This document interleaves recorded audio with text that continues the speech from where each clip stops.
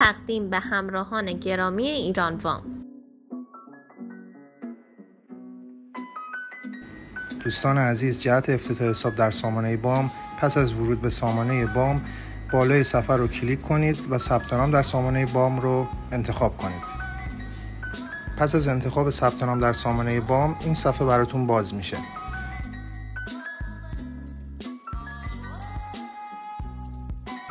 تو این قسمت باید کد ملیتون رو وارد کنید. بعد شماره موبایلی که به نام کد ملی ثبت شده هست رو این قسمت وارد کنید.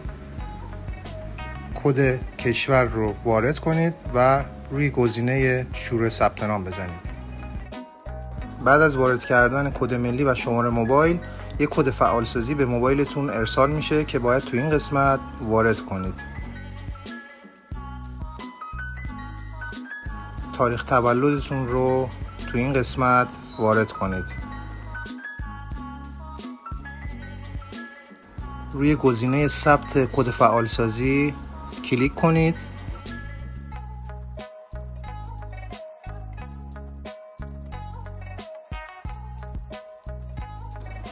و اطلاعات کارت بانک ملی که قبلا توی شعبه افتتاح حساب کردین رو این قسمت وارد کنید.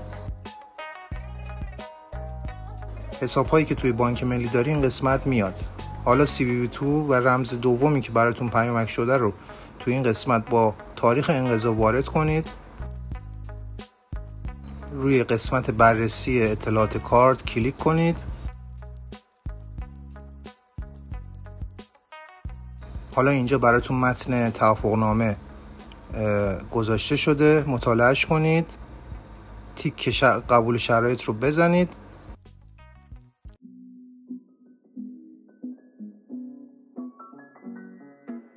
و به مرحله بعد وارد بشید. حالا وارد مرحله احراز ثبت نام وارد میشین. یه نام کاربری دلخواه برای خودتون انتخاب کنید. اینجا نکات مهمی که برای گذاشتن رمز عبور هست رو براتون گذاشتن، مطالعهش کنید. یه رمز عبور که شامل حروف بزرگ و کوچیک انگلیسی، حالا ادساین یا حروف دیگر رو وارد کنید. مجددا تکرارش کنید. اگه که ایمیلی هم دارید اونجا وارد کنید که براتون اگه فراموش کردین رمزتون رو فراموشی رمز بیاد. حالا اینجا ایجاد حساب کاربری رو بزنید و وارد بشین به قسمت انجام ثبت نام. خب اینجا با موفقیت ثبت نام تکمیل شد و شما در سامانه بام ثبت نام کردید.